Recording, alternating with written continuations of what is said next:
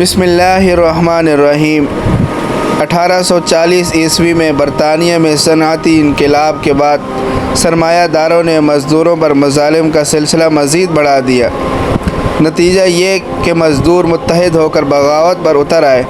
12 اگست 1842 عیسوی کو سب مزدوروں نے برطانیہ کی پارلیمنٹ میں درخواست پیش کی کہ ان کے اوقات کار میں کمی کی جائے، لیکن درخواست مسترد کر دی گئی۔ اب مزدوروں نے ہڑتالیں شروع کر دی۔ امریکہ میں بھی مزدوروں نے احتجاج کا یہی طریقہ اختیار کیا۔ 17 اکتوبر 1884 میں شکاگو کے امریکن فیڈریشن آف لیبر نے اپنی کنونشن میں مزدور کے لیے کام کا دورانیہ 8 گھنٹے مقرر کرنے کا مطالبہ کیا۔ مزدوروں کا مطالبہ روز بروز شدید ہو گیا۔ انہوں نے ہڑتالیں اور توڑ پھوڑ کا سلسلہ شروع کر دیا۔ 1 مئی 1886 کو شکاگو میں مزدوروں نے ہڑتال کا اعلان کر دیا۔ یہ ہڑتالیں، جلسے اور جلوس 4 مئی تک جاری رہے۔ 7 مئی کو ان کے جلوس میں دستی بم پھٹا اور پولیس کو مسلح مداخلت کرنی پڑی، جس کے نتیجے میں 7 پولیس والے اور 4 مزدور ہلاک ہو گئے۔ اگلے روز مزدوروں نے اپنی قمیضیں اتار کر انہیں ہلاک ہونے والے کی خون میں رنگ کر ان کو اونچا کر کے جلوس نکالا۔ تب سے اب تک مزدوروں کا عالمی پرچم سرخ رنگ کا قرار دیا گیا۔ 1879 میں کانگریس میں ایک مزدور رہنما کی تقریب اور ترغیب کے جواب میں کانگریس نے 1 مئی کو مزدوروں کا دن منانے کا فیصلہ کیا، جسے بعد ازاں اقوام متحدہ نے اپنے تمام رکن ممالک میں اس دن کے منانے کا حکم نامہ جاری کر دیا۔ بہرحال تب سے اب تک ہر سال یوم مزدور قومی سطح پر منایا جاتا ہے۔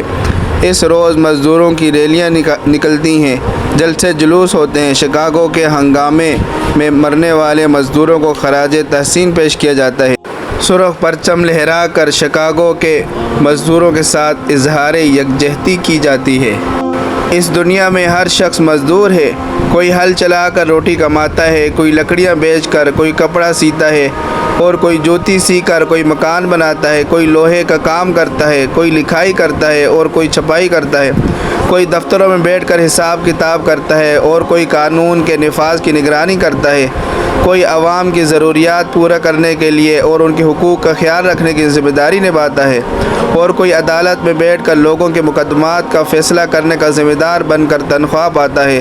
غرض کوئی بھی ذمہ داری یا مزدوری محنت ہو، اسلام میں ہر اس شخص کا پیشہ اپنی اپنی جگہ پر اہم ہے، اور مسلمان پر یہ فرض ہے کہ وہ جس سے کام لیتا ہے، چاہے کسی بھی نوعیت کا ہو، اس کی مزدوری پوری ادا کرے۔ مزدوروں کے لیے اس سے زیادہ خوشی اور رشک کی اور کیا بات ہوگی کہ خود ان کے محبوب صلی اللہ علیہ وسلم نے چند کی رات مزدوری پر مکہ کے لوگوں کی بکریاں چرائیں۔ موسیٰ علیہ السلام بھی یہی کام کرتے تھے۔ آدم علیہ السلام نے کھیتی باڑی کی۔ ادریس علیہ السلام نے رزق حلال کے لیے کپڑے سینے کا پیشہ اختیار کیا۔ نوح علیہ السلام بڑھئی کا کام کرتے تھے اور حضرت ابراہیم علیہ السلام معمار تھے۔ داؤد علیہ السلام لوہے کا کام کرتے تھے۔ یہ صرف کہنے کی بات نہیں بلکہ پوری دنیا جانتی ہے کہ ان معزز ہستیوں نے جو کمایا وہ اپنے گھر والوں پر یا وہ لوگ جو مفلس ہیں ان پر خرچ کیا۔ ایک مسلمان کا مقصد زندگی عبادت ہے۔ وہ اللہ کی رضا اور خوشنودی حاصل کرنے کی فکر میں اور کوشش میں رہتا ہے، لہٰذا وہ جہاں بھی ہوتا ہے، جو کچھ بھی کرتا ہے، وہ اپنے اللہ ہی کے حکم اور خوشی کو مد نظر رکھتا ہے۔ اس لیے اس میں کوئی فرق نہیں پڑتا کہ وہ مزدوری کر کے کماتا ہے یا دفتر میں بیٹھ کر ملازمت کرتا ہے۔ اسلام میں ہر مسلمان کو یکساں حقوق حاصل ہیں، لہٰذا اس میں امیر غریب، مرد عورت، عامل رعایا، امیر اور ماتحت سبھی اپنی اپنی جگہ پر اہم اور قابل احترام ہیں۔ ان سب میں سے اللہ تعالیٰ کے ہاں عزت والا وہ ہے جو تقوی والا ہے۔